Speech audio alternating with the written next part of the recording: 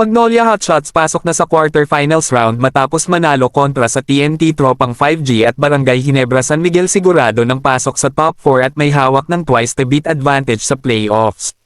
At bago tayo magsimula, huwag kalimutang mag-subscribe at like para lagi kang updated sa mga latest upload natin.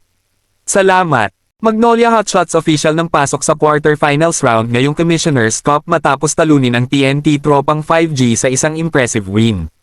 Naging maganda kaagad ang laro ng Magnolia Hotshots. Simula pa lang ng laro ay talagang kitang-kita talaga na gustong makuha ng Magnolia Hotshots ang quarterfinals berth. Naging maganda ang laro lalo na sa pagitan ng dalawang import dahil binuhat talaga nila ang team nila sa panalo, pero sa huli ay nagwagi ang 42 points night ni Clint Chapman para maiuwi ang panalo para sa Magnolia Hotshots. Maaari pang umakyat ang Magnolia Hotshots sa hanggang number 6 sa quarterfinals round, depende sa magiging resulta ng magiging laban nila kontra sa Meralco Bolts at para mas maging maganda ang pwesto nila pagdating ng playoff time.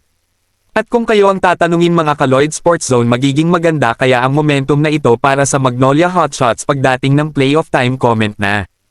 Lipat naman tayo sa kabilang balita. Barangay Ginebra San Miguel official ng mahahawakan ang twice the beat advantage pagdating ng quarterfinals round matapos talunin ng Magnolia Hotshots ang TNT Tropang 5G sa naging laro nito.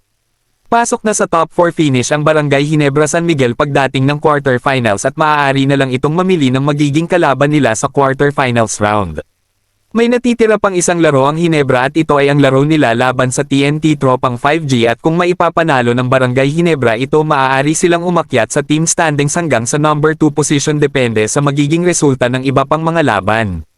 Dahil sa twice the beat advantage pagdating ng quarterfinals, magiging bentahe ito ng Barangay Ginebra San Miguel dahil alam naman natin kung gaano talaga ka-prepare ang Ginebra pagdating ng playoffs, kaya masasabi natin na kahit sino talaga ang makatapat ng Ginebra sa quarterfinals ay hihirapan talaga sa kanila. At sa inyong palagay mga ka-Lloyd Sports Zone, sa tingin nyo ang team kaya ang pipiliin ng Barangay Ginebra na makatapat sa quarterfinals round? Comment na. At bago matapos ang ating video, huwag kalimutang mag-subscribe at like para lagi kang updated sa mga latest upload natin. Salamat!